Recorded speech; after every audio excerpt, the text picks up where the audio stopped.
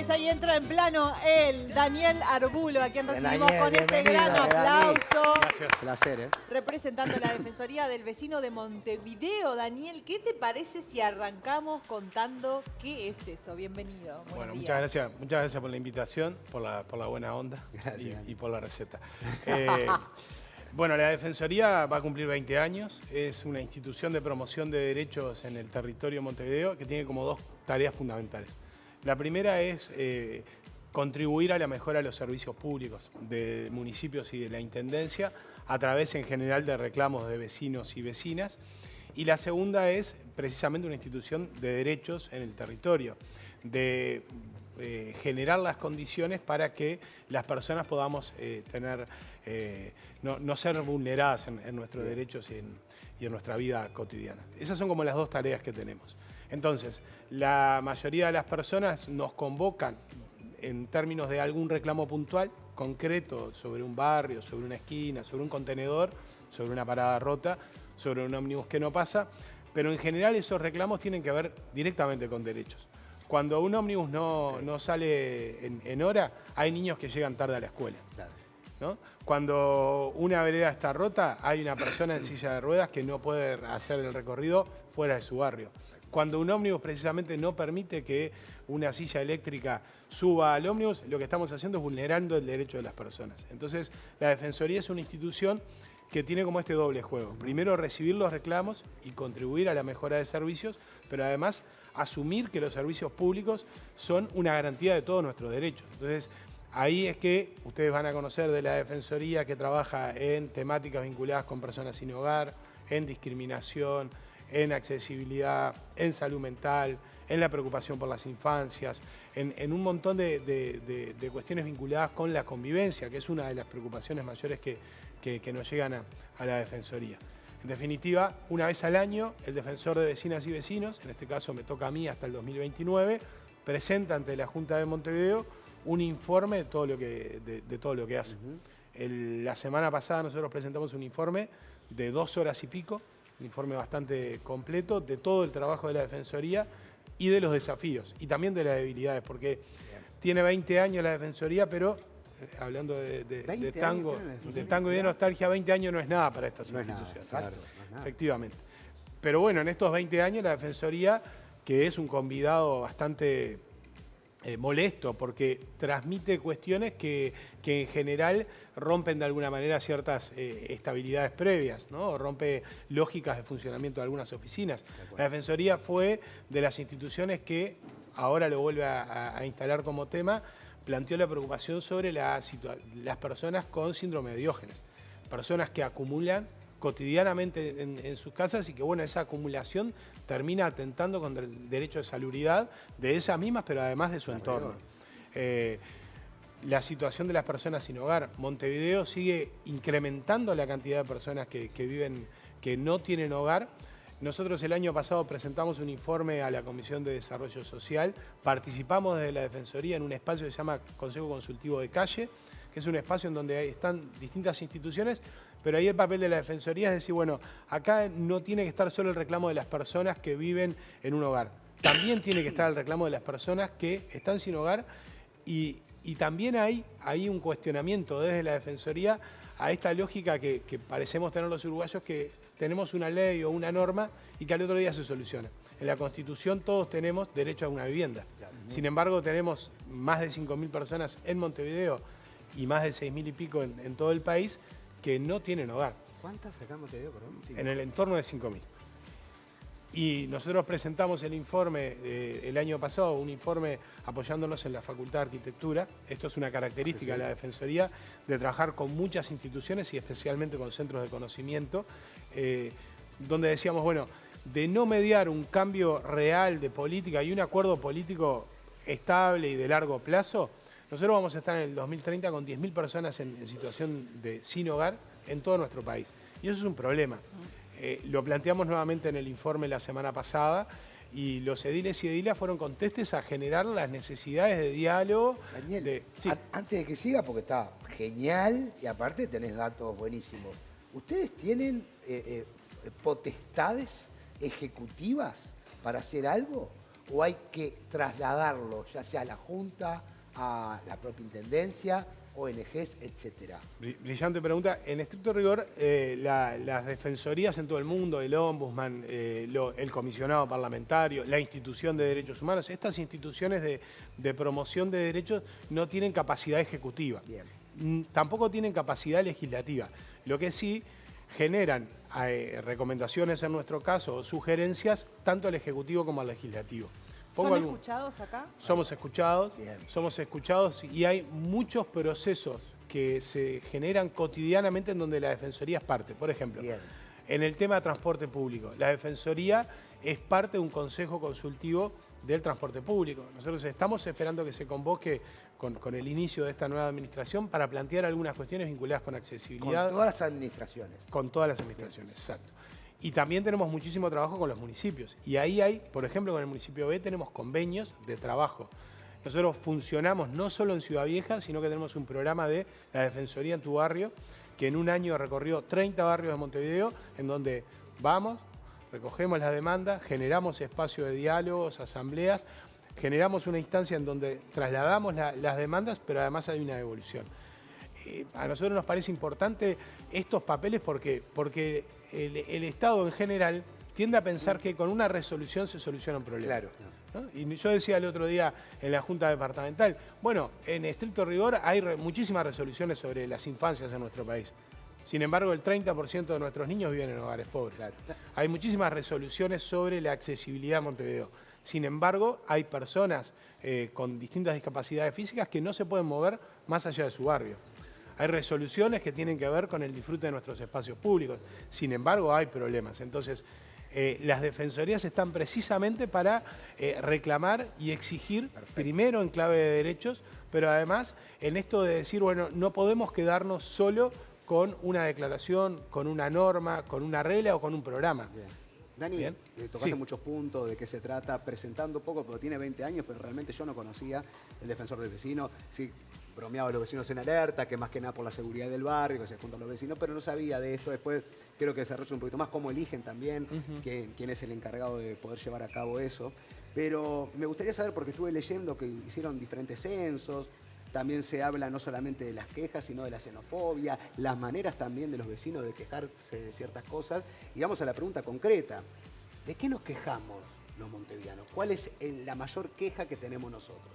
Bien. ¿Y de qué manera lo hacemos? Bien, buenísimo. A ver, a la Defensoría llegan reclamos que nosotros los categorizamos en dos componentes. Uno son los reclamos individuales, un vecino reclamando básicamente por servicios públicos en general, y después hay reclamos colectivos. La Defensoría recibe estos planteos, estos asuntos. Nosotros tenemos un protocolo que es bastante claro y transparente, que es, en primera instancia, si tiene que ver con el Estado, asumimos que ya la persona reclamó al Estado. Si no reclamó, orientamos a la persona. Ahora, si reclamó, hay un plazo determinado.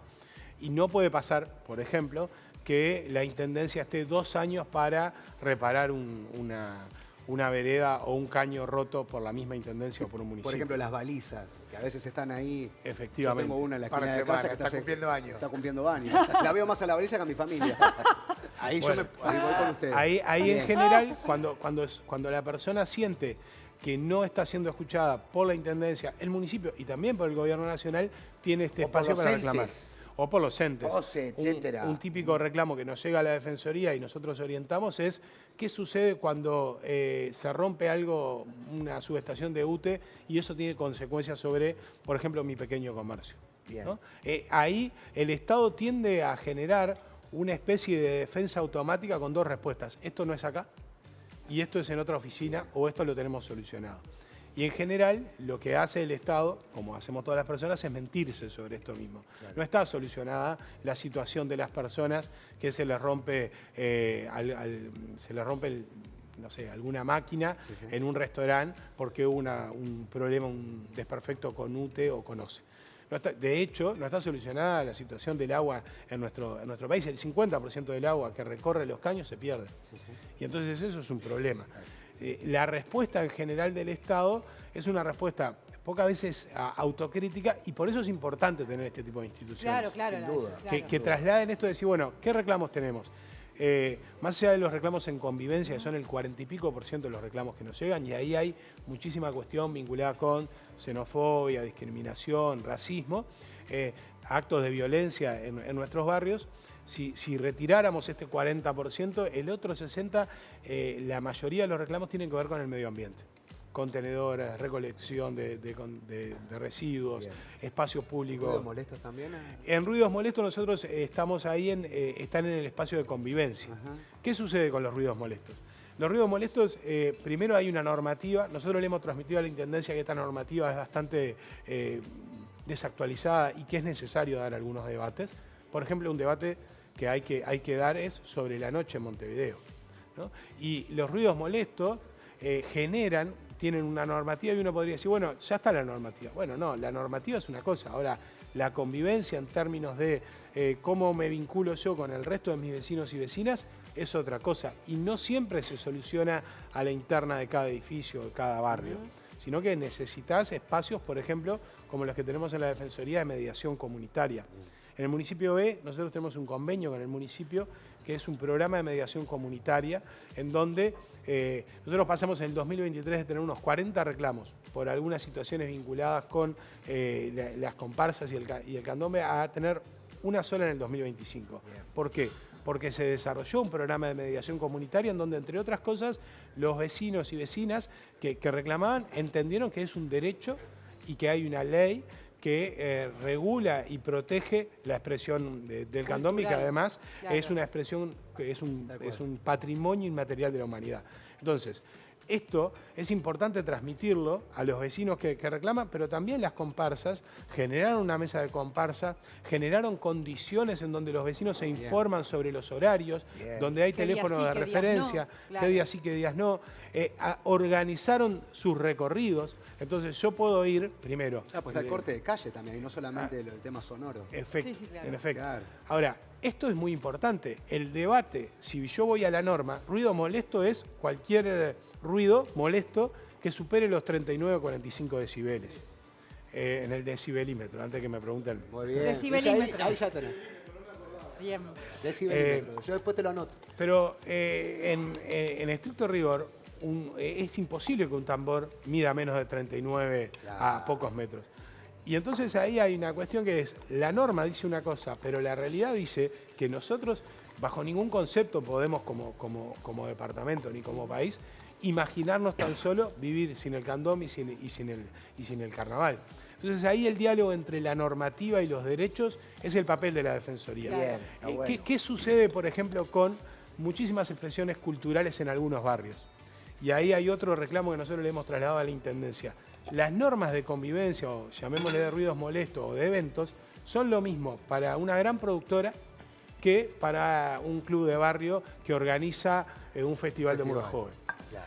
Si al club de barrio le imponemos la misma multa que a una productora, es probable que ese club de barrio deje de existir. Bueno, Porque ha pasado.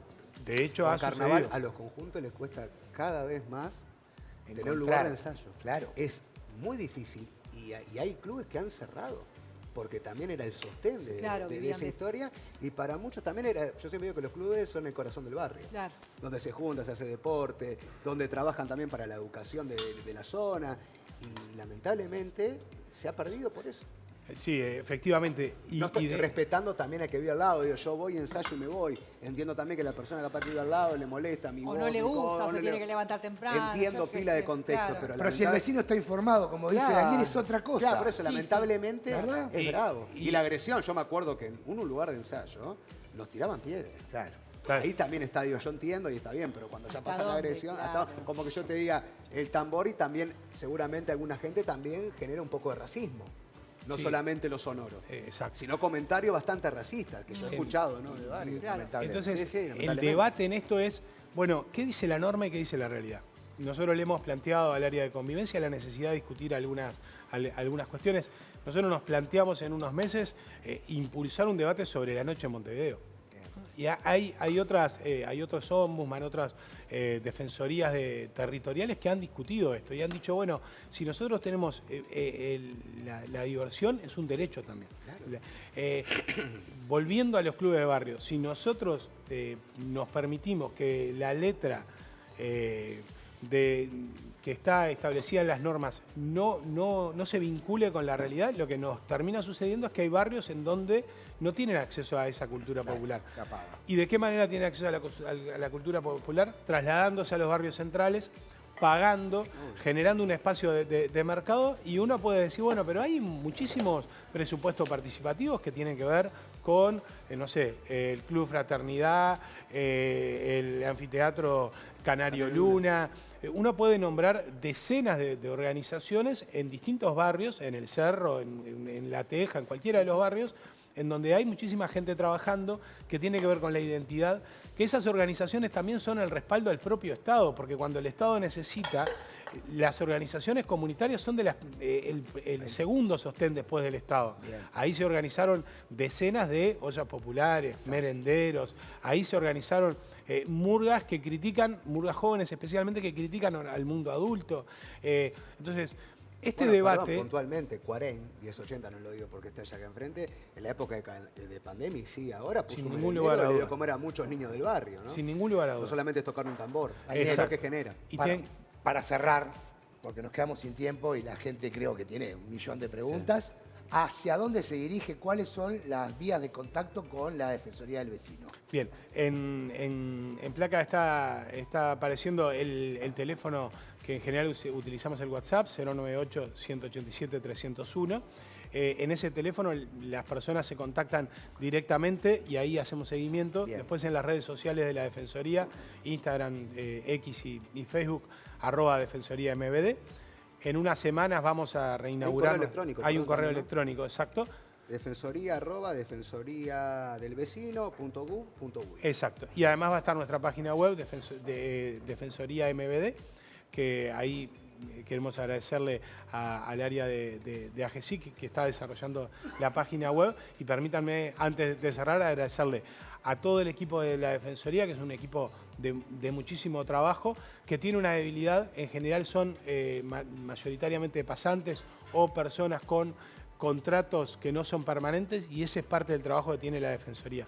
Nuestro objetivo es terminar esta tarea con un equipo más permanente que permita que la Defensoría siga siendo el espacio molesto que tiene que ser. Perfecto. Si la Defensoría no hace ruido, es que la Defensoría no está trabajando. Muy bueno. Y nuestra muy tarea bueno, es esa. Bayel, ¿eh? Un placer, Dani. Excelente. Pará, ojo, despacito, por lo que nos denuncien. El aplauso más bajo. Si te quiero. Ahí está, te quiero.